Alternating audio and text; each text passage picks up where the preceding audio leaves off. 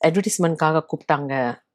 அதில் சிம்ரன் பண்ண போகிறாங்க அப்படின்னு சொன்னோடனே அந்த கொக்கோ கோலா அட்வர்டைஸ்மெண்ட்னா பெப்சி அட்வர்டைஸ்மெண்ட்னா என்னன்னு தெரியல. ஸோ அதையே நினச்சிட்டு அதே வச்சுட்டு நம்ம அதை பண்ண போகிறோம் அப்படின்னு ரொம்ப ஆசையாக இருக்கும் பொழுது அங்கே போன உடனே 2-3 பேர் இருந்தாங்க. 2-3 பேர் மேக்கப் போட்டாங்க. இவருக்கு இன்னும் போடலை. இன்னும் கொஞ்ச நேரம் இருங்க இருங்கன்னு சொன்னாங்க. அதுக்கப்புறம் பார்த்தா அந்த பெங்களூர்லேருந்து இன்னொரு பையன் அந்த பையன் வந்து சேர்ந்த உடனே இல்லை ஓகேப்பா இல்லை இப்போ அவர் வந்துட்டாரு அதனால தேவையில்லைன்னு சொன்னா அவர் மனசு ரொம்ப உடஞ்சு போயிடுச்சு. என்னடா இது அப்படின்னு சொல்லிட்டு அப்போ ஆட்டோ எடுக்கும் பொழுது அவர் சொன்னாரு, இந்த ஆட்டோ நேரா என்ன சிங்கப்பூருக்கே கொண்டு போயிடாதா? அவ்வளோ ஒரு ஒரு விரக்தி.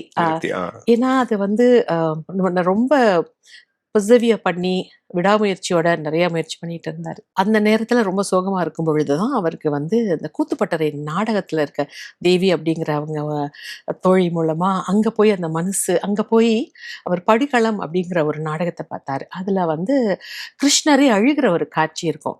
கடவுளுக்கே இவ்வளவு ஒரு துயரம் ஏற்படும் போது நம்ம யாரு, நம்மளாம் மனிதர்கள் தானே, தூக்கி போட்டு முயற்சி பண்ணுவோம் அப்படின்னு அவர் அந்த அந்த ஒரு ஒரு ஏமாற்றத்துல இருந்து மீண்டு வந்தது அது ஒரு இதா இருந்தது.